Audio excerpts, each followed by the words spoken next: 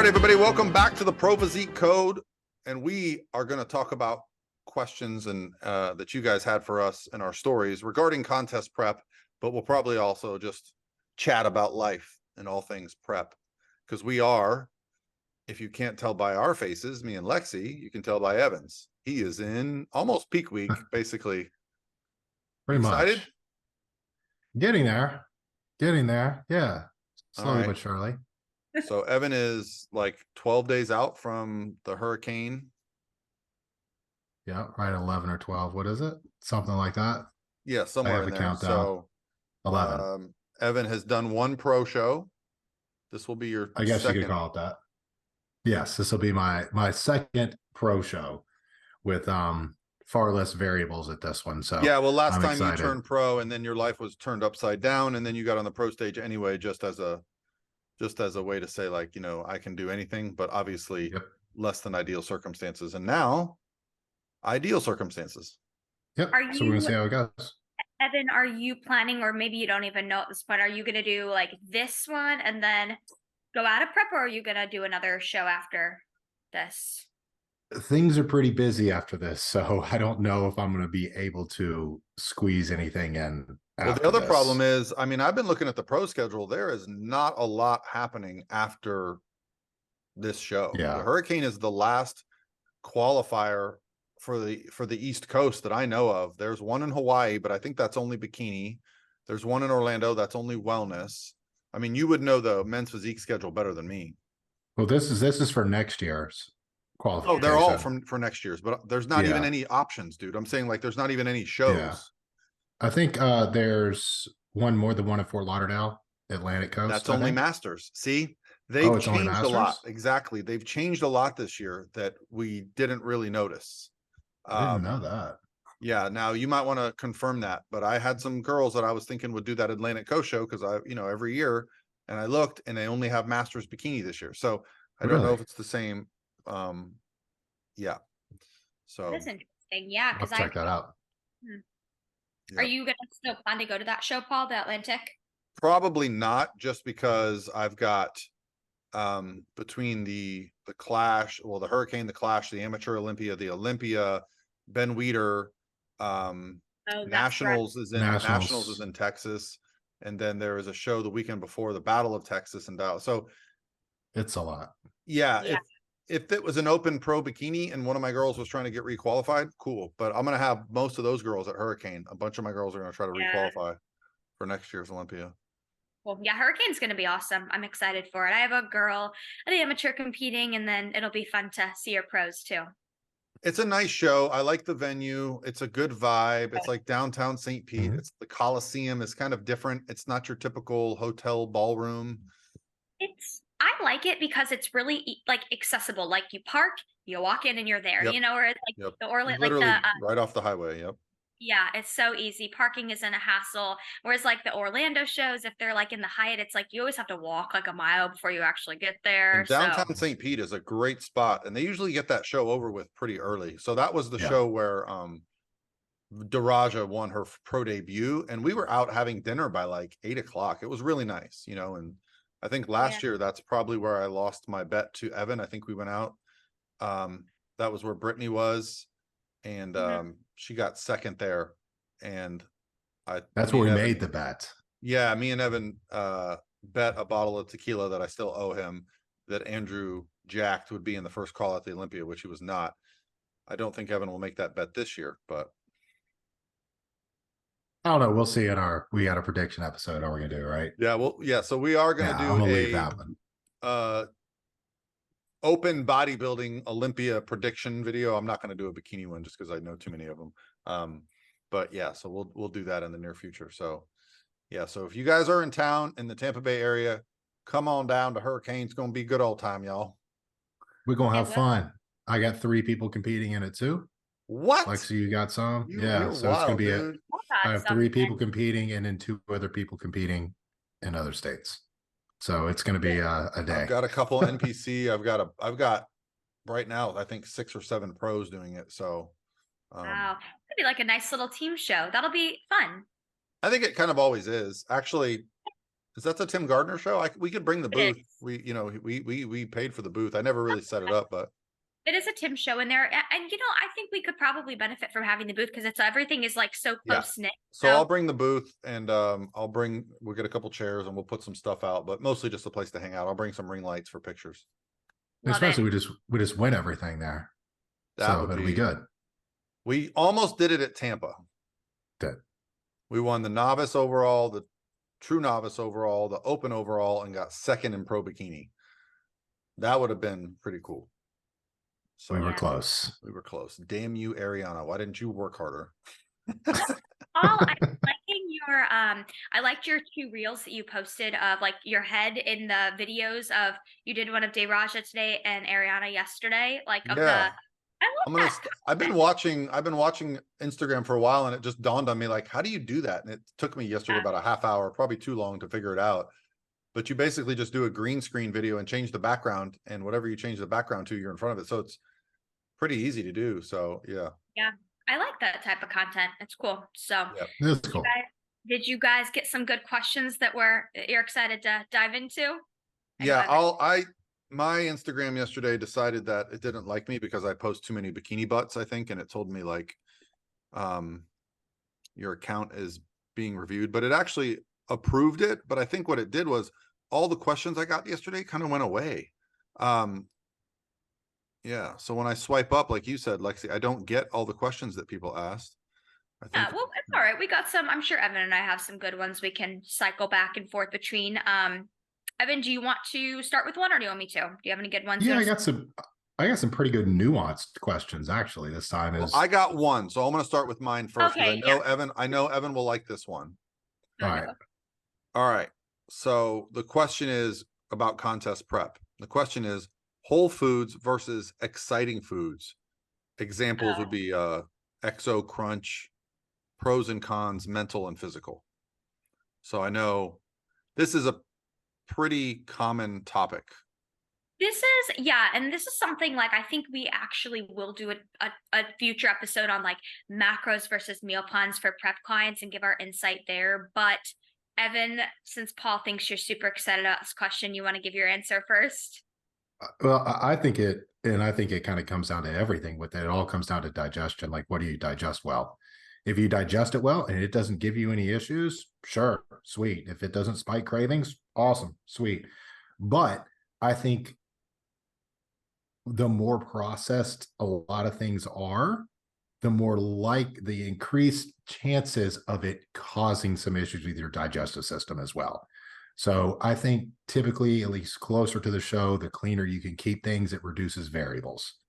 Yeah. That's my outlook on it. But look, there's some people that can have protein shakes all the way up to the day of shows. There's people that can have them on show day. There's people that can't ever touch them.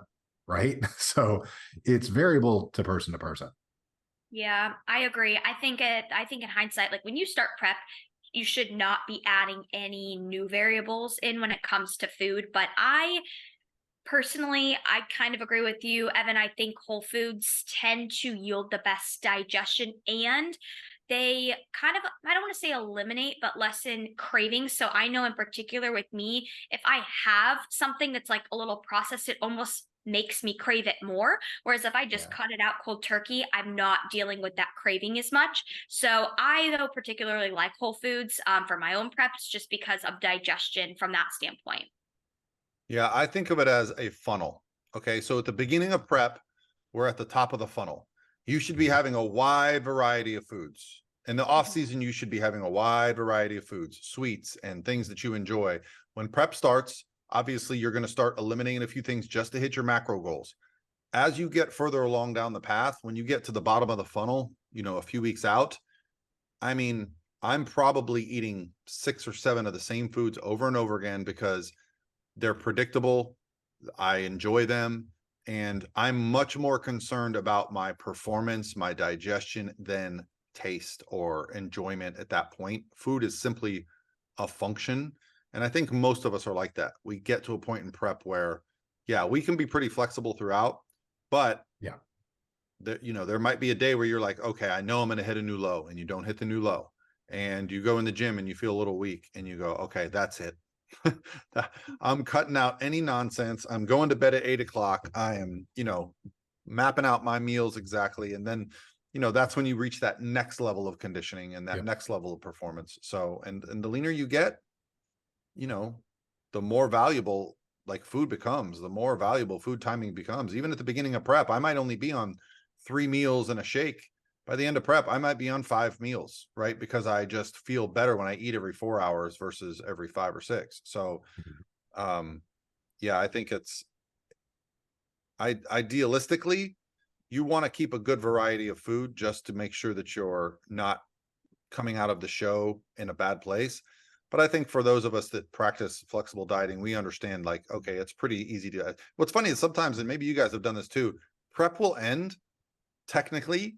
My show's over. I go back home. I go back into my routine, and I still just eat the same stuff. Like, Yeah. it takes me even a couple weeks to be like, oh yeah, I can have that. Like. Yep. Yep. So, Yep. I usually by Saturday night I'll enjoy a post show meal, but usually by Sunday, if not Monday, like I am craving my normal foods. Like your body craves it. You realize how good those foods make you yeah, feel, and you crave them and you want to get back to those foods. yeah, I just want more of it. yep. So there you go. So More yeah, of it. so I would highly suggest you not be experimenting with new foods a couple weeks out or trying to make a protein smoothie if you haven't been having them. I will say this, I did not have whey protein when I was in prep.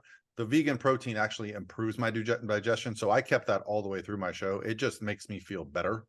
Mhm. Maybe because it's plant-based or whatever, but so I keep the vegan protein powder in all the way through. Cool. Cool. Okay, I have a question. How do y'all feel about non-certified people coaching others for money?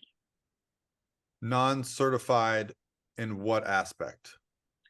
So are they saying like, because I get this question a lot, you're not a registered dietitian or a doctor. How are you qualified to coach athletes? I think we can talk about that. I think if Yep. I had to guess, maybe they're talking about people who don't have, I mean, there's so many certifications out there nowadays, but I mean, just somebody who just doesn't have any type of certification, whether it be personal training, nutrition, and then just starts coaching for money. So, yeah, because I get this question a lot too. And so I think we should just kind of answer Yeah, it. Give it's a great question to ask because that's the first Mhm. question I asked when Lane Norton years ago said, "Hey, you should be a coach," and I was like, "What are you talking about? I can't be a coach." Um, so my thought is, you need to be educated enough to be, confident. You need to understand what you understand. You also need to stay in your lane, right? So this is something that I've prided myself on greatly over the years is I really stay in my lane. I make sure I understand a concept before I preach it. But I'll also say this, I coach bodybuilders. There is no certification for coaching a bodybuilder, an athlete that gets on stage.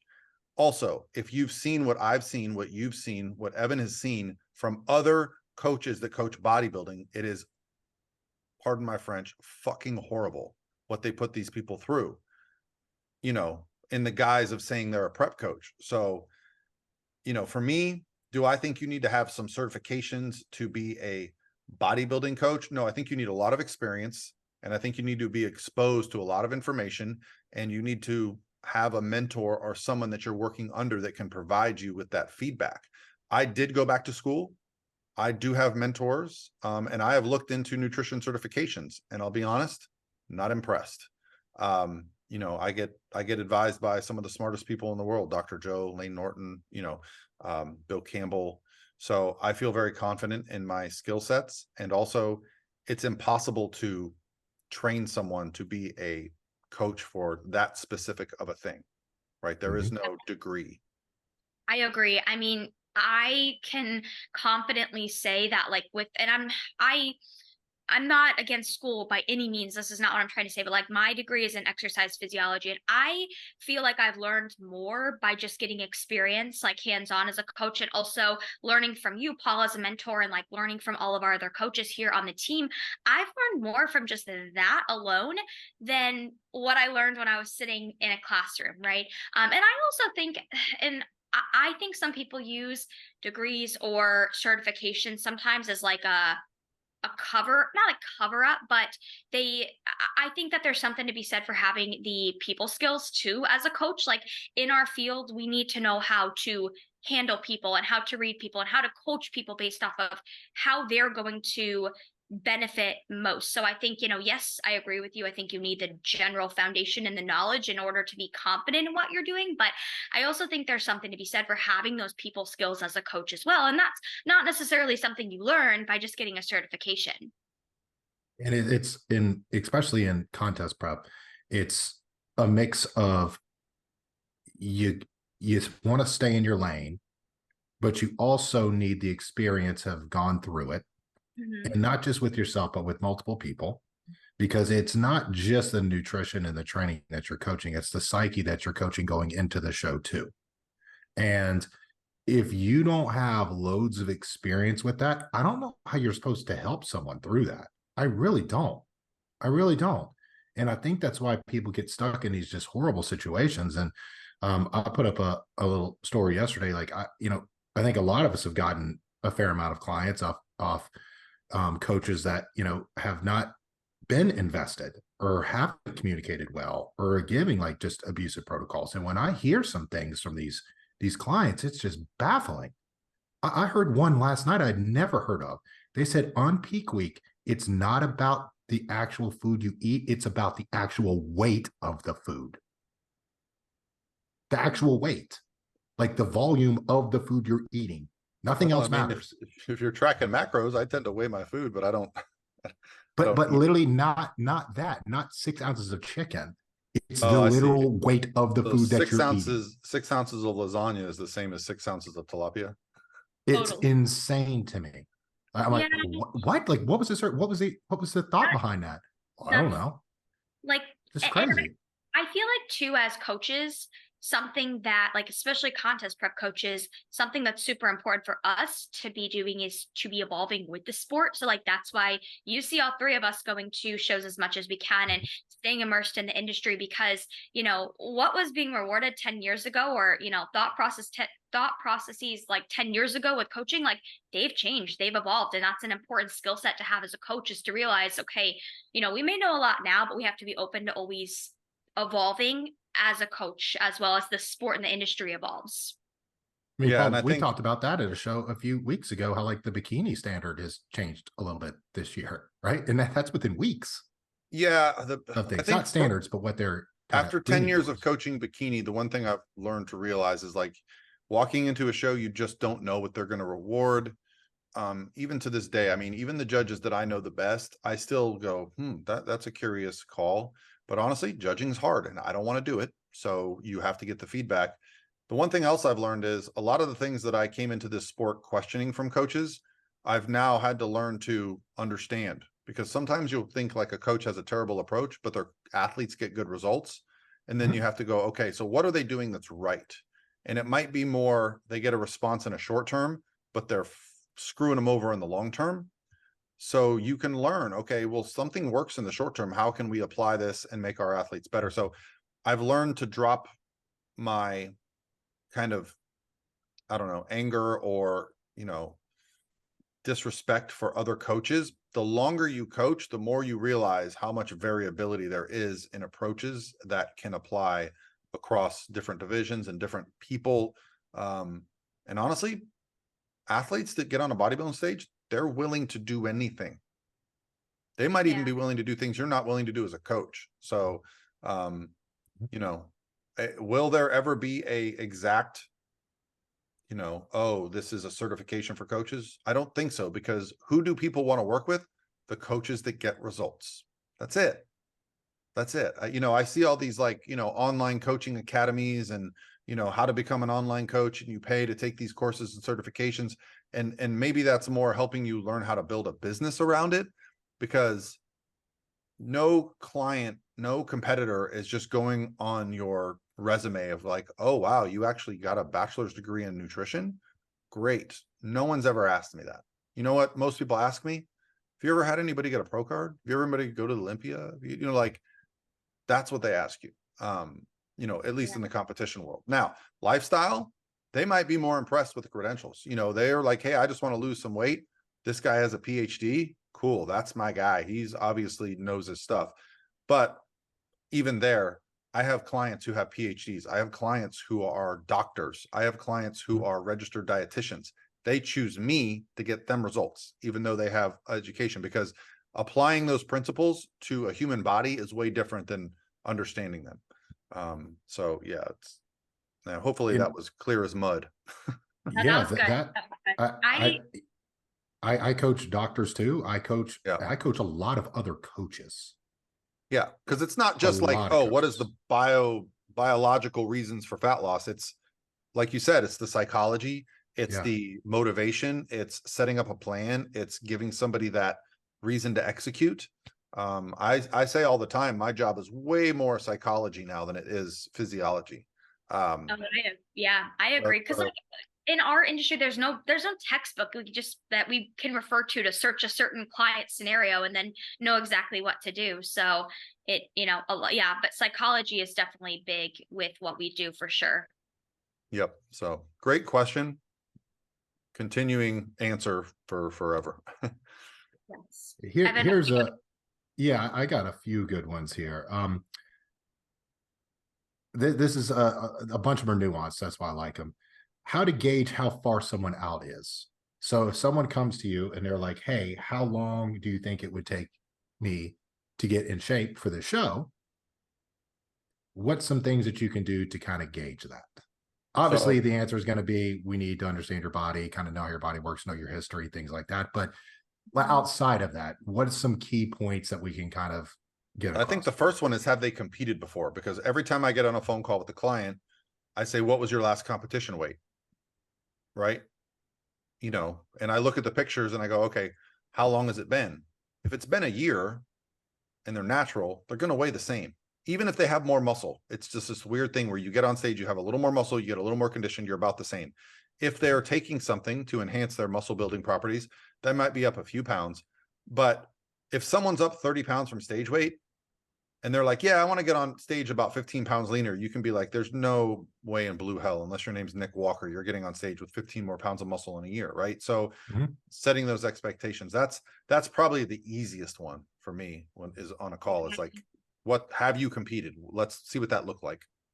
I agree. I think always asking and referencing their old stage weight, but furthermore, whatever their old stage weight was, and then looking at their pictures to see like, were they actually lean enough? Yes, were they Because ready at I that knew weight? Evan was gonna comment on that. But yeah, because some people, they may have competed once and they're like, oh, my stage weight was, X amount of pounds. And then you look at their pictures and like, all right, you could have easily been 5-6 pounds leaner, right? So I always like to reference their pictures too to see were they actually lean enough and then kind of go from there.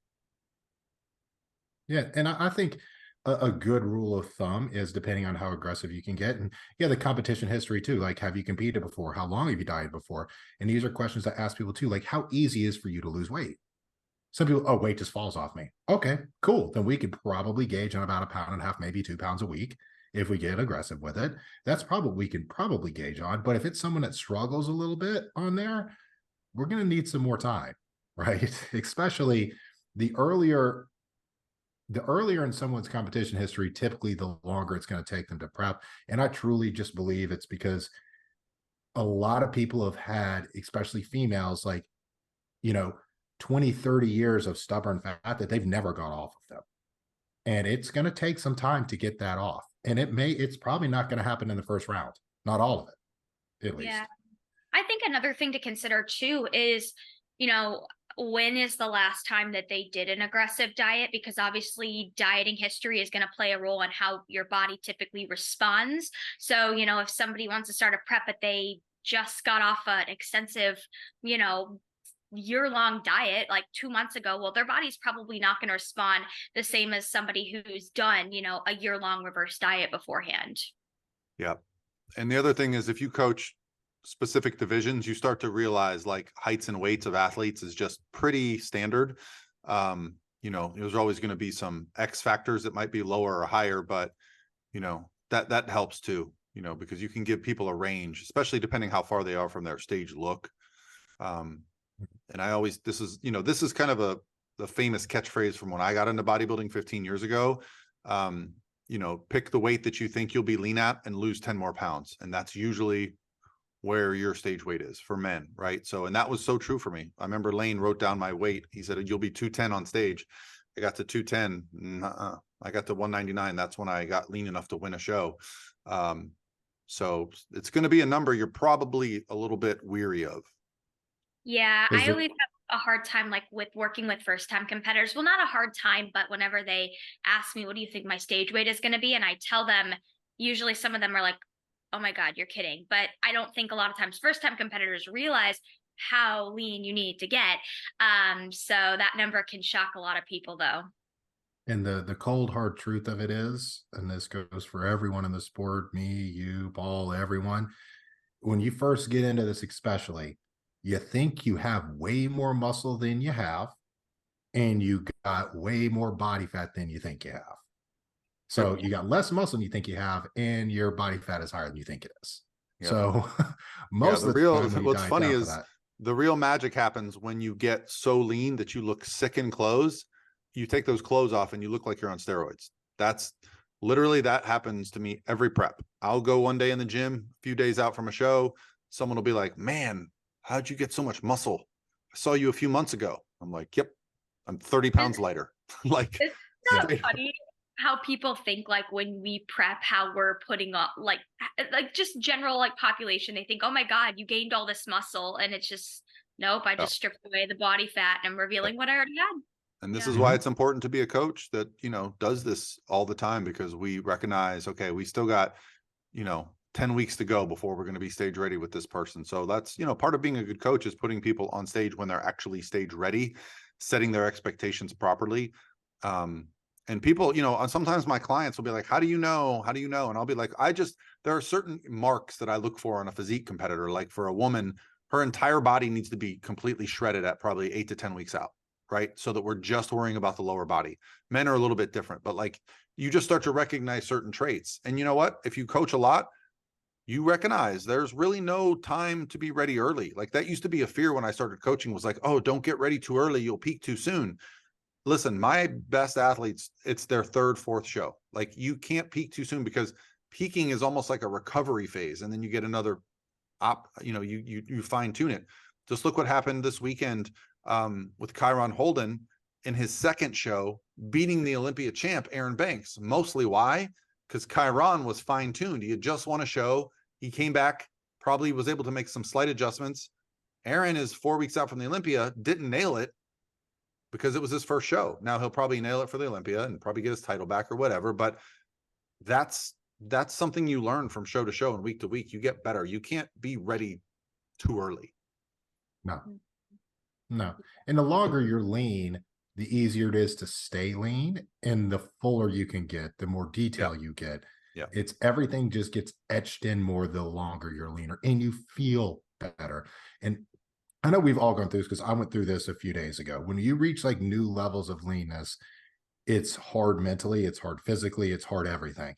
And then within a day or two, your body starts to kind of adjust to it, to where you still don't feel good, but you definitely don't feel as bad as you did then. And it's not because you have more food or cardio's less or anything like that. Your body adjusts to it. Yep. And when you're at that set point for a long enough time, your body gets used to it. So it means you can train harder.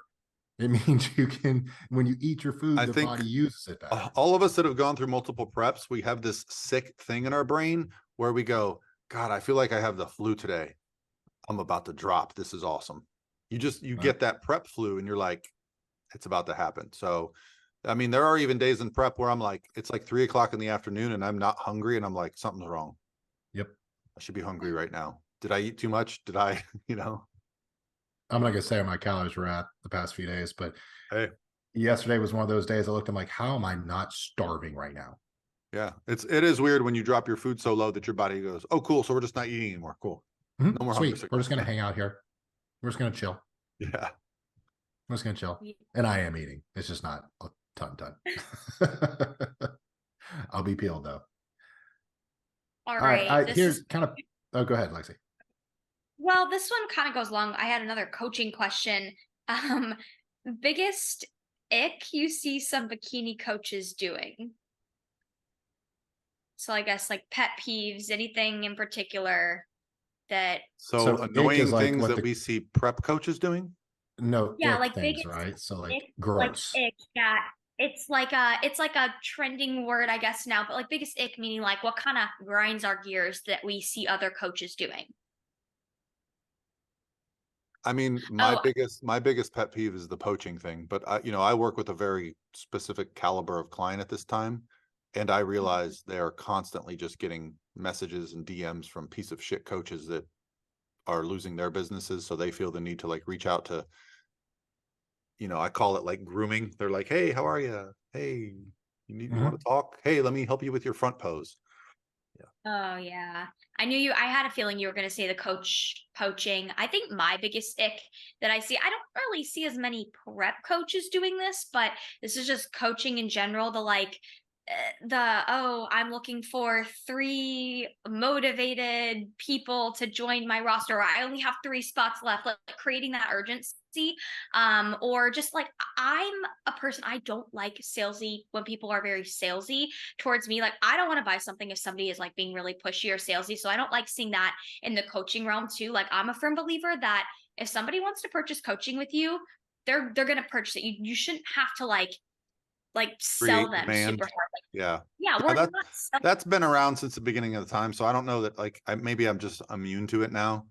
Um, yeah, I don't consider that icky just because I mean everybody in every industry does that. Like, so it's not to me, that's not a problem.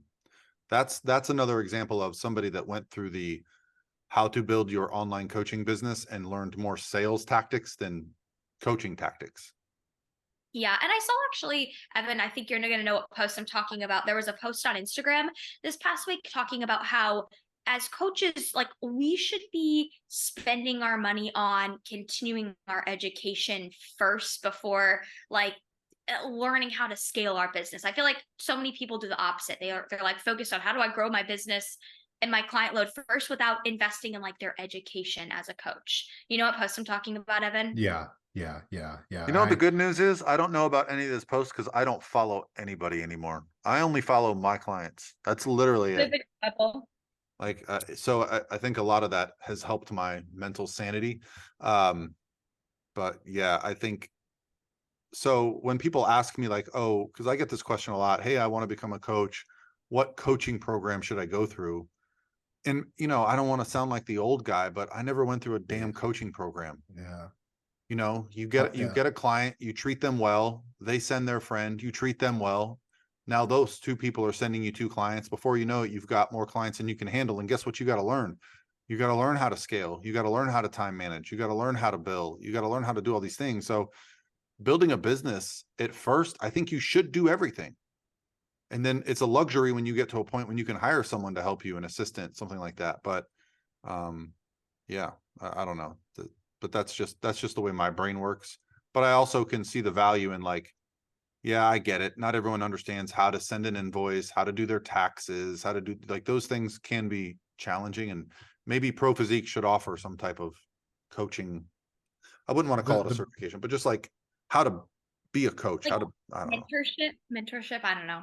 I don't know. I get that yeah, question a lot, and I just don't have time. I mean, between I'm mentoring you guys in my mind. Like, if you guys have a question, I want to be available for you. I don't want to be like, sorry guys, I have a 3 p.m. phone call. I can't take your call because no, like coaching. you know, Yeah, honestly, one thing I would recommend to people, this isn't that question, but if people are wanting to get into coaching, I think trying to get on a team of coaches is a good first step because you have sounding boards that you can bounce things off. You have people that can help you in certain things. Trying to just do it on your own to start without a base of knowledge is going to be difficult.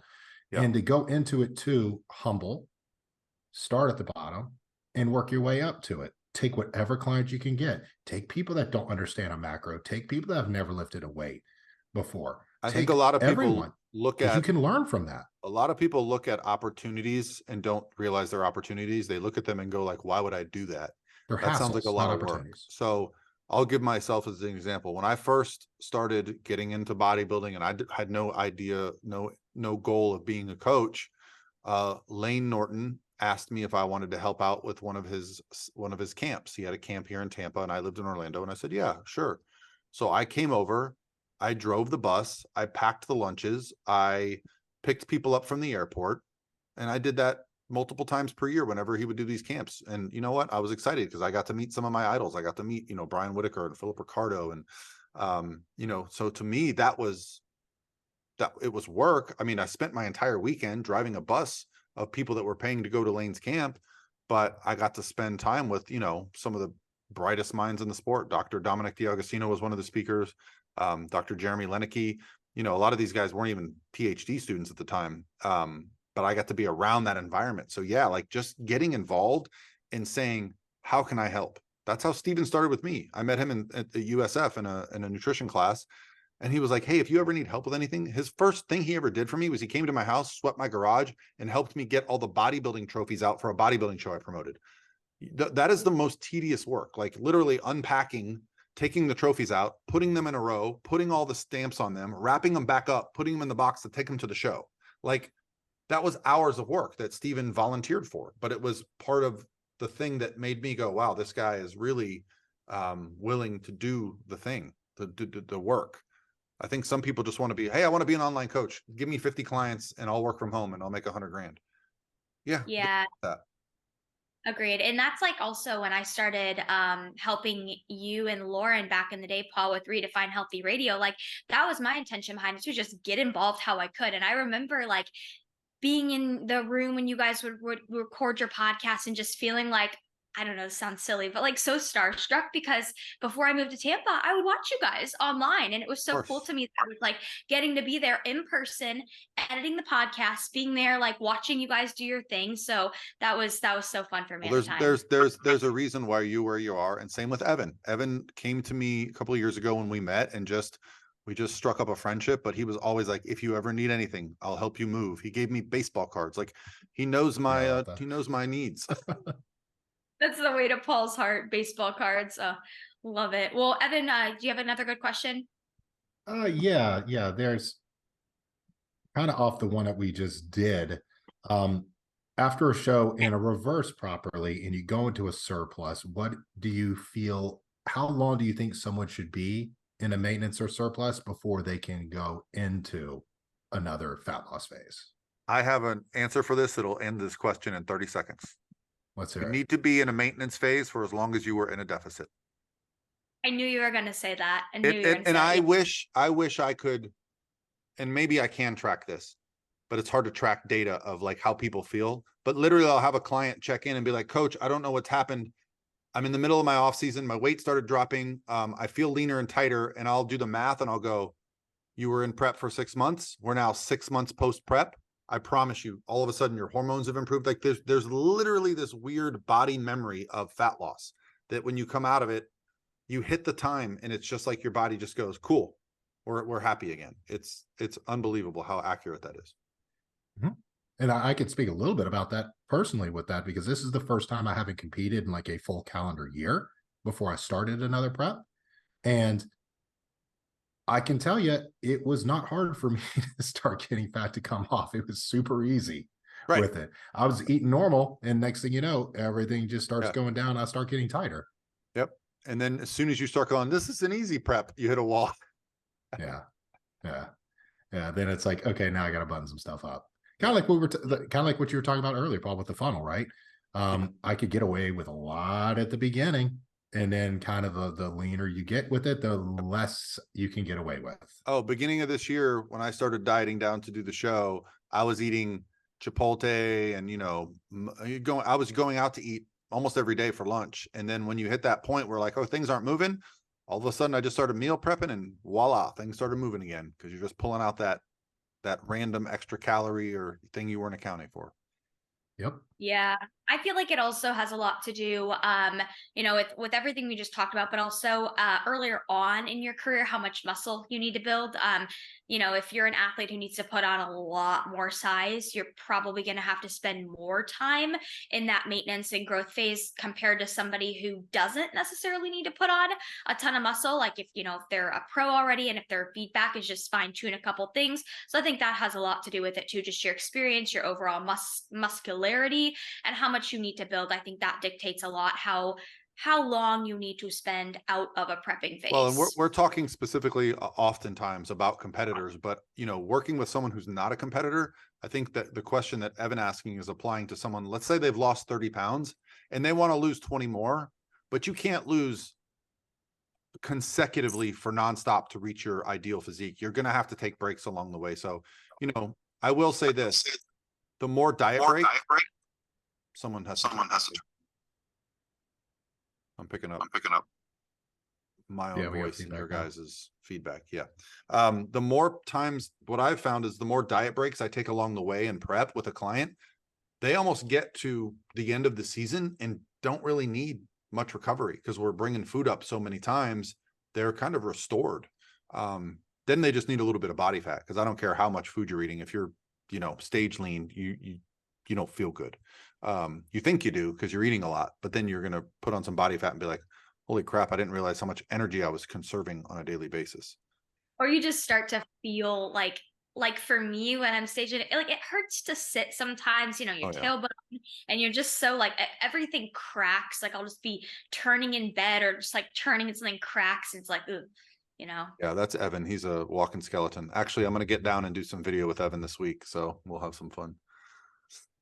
Let's go. Love it. Do we have? Maybe I look like I worked out a day of my life. Do we have? Let's see, like maybe one more that we could. Yeah, I think one more. We'll squeeze one in. That was a quick one. I have a lot of like ones that are very similar to what we've already answered. Do you have a good one, Evan, or do you want me? I mean, I have one we could kind of answer, but yeah, I got one from a gentleman that sent this in, and I thought it was interesting. I clicked on his profile and saw the answer to this is yes for this guy. But it said, I'm 36. I've only been weight training for 3 years. Am I able to build muscle over time in my age? 36? Like, yes. 30, yes. Dear Lord. So much muscle. So much. Yes. Even I, at like being young, I even think 36 is not that old. Like, it's funny as you get older, like, I don't think 30s are not old. I mean, see, just it's this is like a conversation I had with a client earlier. She gets real big into the data on things, right? And she's working with a doctor on her blood work, and she's looking at all this stuff. I'm like, look, there's nothing wrong with getting blood work. I think you should get blood work. You should get all this stuff done. But you can read too much into everything, and you can obsess over every tiny little detail that you never even knew existed beforehand. And my guess is it's somewhat similar to what this gentleman's going through, because he probably hears everything, right? Like after 35, your testosterone goes down. After the age of 40, you can't put size on your legs anymore. These are all things that you hear. Bull right? crap. They're all and these are also from people that the standard American diet, to where they eat, fast food 3 times a day, and their estrogen is double what their testosterone is, because they sit around and don't do anything all day. Then those people aren't going to put on muscle. But if you get in the gym and you train hard and you eat right, it's impossible not to. It's impossible not to. I think the greatest thing about bodybuilding, over doing it over a lifetime, because now I've been doing it for 30 fucking years. Like, think about that. 30 years I've been in the gym, not always being perfect, but I did my first show at 32, which was 15 years ago. And since then, I've been pretty damn consistent. I don't miss workouts. I get my protein in. And I can tell you at 47, this is the most muscle I've ever had, the best I've ever felt, the easiest I've ever stayed lean. And yeah, I'm sure my hormones are slightly compromised to when I was 22, but when I was 22, I was drinking 5 nights a week. And yep. So like the lifestyle that I lead now is so much more. And I'll tell you this from going to natural bodybuilding shows for my whole life. When you go to natural bodybuilding shows, and the reason I bring up natural bodybuilding is because when you add in, augmented hormones, it's going to change like the lifespan of the athlete. It's going to change the trajectory. The best natural bodybuilders in the world are in their 40s. Mid to late 40s. They've been putting on that tissue for decades. They break it down, they put it on. They break it down, they put it on. That's how bodybuilding is done. Consistency. It's not, oh, I was perfect for 3 years and I've maxed out my genetic potential. No, you haven't. Give it a decade before you even start to think you've, and even then, I'm telling you, I'm hitting poses right now, Evan, and I'm like, damn, dude, I've added density to my lats, and for no other reason than I'm just consistent. I've just been the most consistent I've ever been this year, and I'm just seeing the benefits of it. And so when someone asks me, that 36 years old, I laugh. Like, you're like people more oftentimes than not, I don't know if you guys get this, but I just feel like a lot of people use age simply as an excuse. Like they know that they can still put on muscle at the age that they're at, but sometimes I think people like to use it as an excuse because they're not where they want to be yet, and they kind of just use that the age as an excuse. Yeah, I had a guy in the gym yesterday ask me, I was warming up on my incline dumbbell presses. So I'm actually doing an experiment right now. I I this is gonna make you guys laugh. I didn't realize I was off creatine. So I assumed that creatine was in my pre-workout for the last year. It was not. I have not had creatine in a year. So I'm doing an experiment for YouTube right now where I just started doing, 5 grams a day. So I'm in there testing my maxes on a couple lifts because I want to test them before and after a couple weeks. And I'm warming up, and I think I had like 75s for dumbbell, which is not anything impressive. And this gentleman comes up to me, he's like, "Wow, you're so strong." And he was so nice. And I was like, "Really?" He's like, "Man, I've been really trying to get strong like you, and I can only do the 50s on the incline." And I was like, "Well, I'm just warming up, man. You're here for a show." And he's like, "Really? How old are you?" And he was so genuinely nice, and it really took me back because it made me go, "God, I have such an ego when it comes to lifting. I feel like I am the weakest piece of crap in the gym, but here I am next to a guy that thinks I am pretty strong." And it's like when I go see, Nick Walker grabbing the 150 dumbbells and doing 4-second, eccentrics and, so like you have to put yourself in the position of just be consistent, just keep doing it, and you're going to get some amazing results. And you can't just compare yourself to everybody else. I think most people just don't want to do the work, like the 10,000 hours theory. Yeah. You can be great at anything in 10,000 hours. I find that most people can really go all in on bodybuilding for 6 months or a year, Yeah. but that's when they start to fade out. But the people that don't, that's our people. Yep. Yeah. Perfect example of this, just what you're talking about too, Paul. My natural competitor that I had compete last weekend, Nate. Nate, Nate, if you're listening, holler at you, buddy. I've coached Nate for, I think this is our 4th year together now. Shocker, he won the show. Shocker, they picked him out to get drug tested. Yeah. Because he He's looks like a dense. freak. How old is Nate? Nate is 36. Right. But he's been in the gym for been doing probably it for a 20 while. years. Yeah. And I can tell you, when I first met Nate, and this is probably like 8-9 years ago, I was like, this dude is just incredible looking, right? And he is very good. He's won a lot of shows. But he hit a sticking point, and he had trained the way he had always trained, and it got him a long way until he got to the point to where his back wouldn't develop. Then I started taking over his training. We started looking at some movements. We did some training sessions together. Now he has a back. Yeah. Does it still need some improvement? Yes. It is literally twice as good as it was last year. And that's the fun part of he learned. That's the fun part of dieting down to stage weight is you actually see your imbalances and where you don't have muscle, and then you go back to the drawing board, and then you diet back down. And I will say that's the fun learning and improving, and in realizing that like your back has changed. Yeah, everyone would have thought Nate hit his genetic potential because he's looked like a freak for a long time. So what may be true is he may have hit his potential on, say, like shoulders, chest, arms, the muscles that we start training when we're 15 because we want to look good at the beach. But then one day you go, oh, you can train the hamstrings and the back, and then it's like starting all over again, and that's fun. Mm-hmm. Yeah. That's funny you mentioned that, because when I first started lifting, like the first year, I didn't even know back was a thing to train, and I like literally didn't do back for a whole year when I started weight training because I just didn't know it was a thing. It is easily the most incorrectly trained body part in the gym. Every time you look over at somebody doing a lat pull down, they're either doing like this, or they're like leaning so far back that they're hitting. I'm like, just traps and rhomboids. Yeah. And it's you can see it. You can see it when they put their shirt on and they walk out the gym. There's no muscle there. So it's hard. It is. And you can pick this out for yourself. Go to bodybuilding shows, especially guys, and watch the novice divisions, watch people that are newer, and none of them have a back. No one has a back. They can be peeled from the front, have great quads. They got no hamstrings and zero back width. Yep. Zero back density. That was all my feedback was my first show. And I still won my bodybuilding class, but I remember looking at my pictures from the back and I'm like, I look like two different people, but that's what you get. I don't know many kids that when they start lifting, they're like, yeah, let me get a big back. They want chest and arms. That's Chris Bumstead, there you go. He won his first Olympia with no back. Now he has one of the best backs out there. Yeah. Yeah. And now he's basically the standard. Yeah. All right. I think that's a good question to end it on. Everyone goes through. I think so too. Before we wrap it up, if you are listening and you feel so inclined to write us a review, we would really appreciate that. Or just comment, since we are on YouTube, drop a comment on the video and just tell us what you liked about this episode. We would really appreciate that feedback. Yeah, comment below in the YouTube for future ideas, things you want to know about. We'd love to, we answer the questions in the comments, me, Lexie, and Evan. But also, if you give us feedback or review, we're going to start sending out gift cards to people for doing that. So if you leave a review, leave your Instagram handle so we can reach out to you. Yes. Love it. Love it. All right, guys. Thank you for listening to another episode of the Pro Physique Code.